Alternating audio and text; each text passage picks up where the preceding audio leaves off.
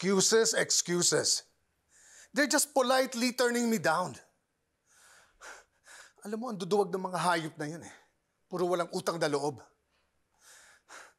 Yung law firm ni Hill, can you set up a meeting? Just get me an appointment. Ako nang bahala. Gawa mo ng paraan. Please. Okay. Salamat. Okay. Aalis ka na naman?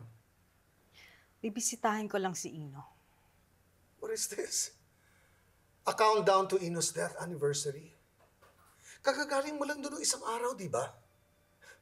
I noticed that lately, panay ang labas mo. Hindi pa ba sapat yung sinamahan kita dito for a long time habang nagmumukmuk ka sa nabubulok mong karir? As if naman may choice ka. Nobody wants us out after what happened. Kulang na lang eh. Tratuhin tayo na parang patay. Eh, ginusto mo rin naman yun, di ba? Yung makalimutan nila tayo, pati yung nangyari. Kesa hanapin natin ang katotohanan para sa nangyari sa anak natin.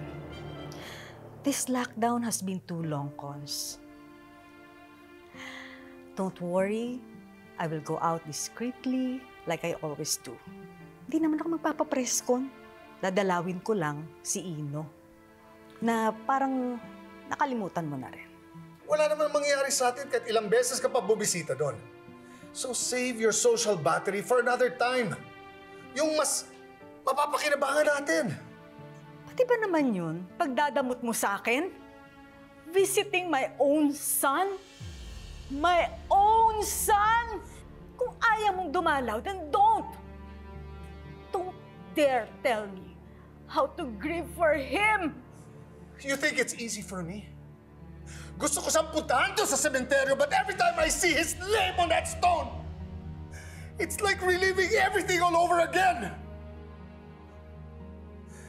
So please, Lorena, the best thing for us to do is just to accept that he's gone.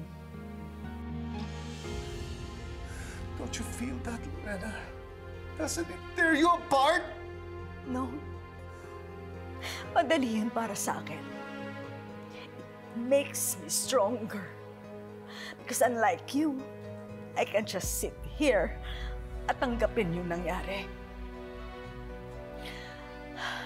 Meron pa akong isang dadalawin. She's gone too. At tulad ni Ino, hindi pa rin niya nakakamit ang katarungan.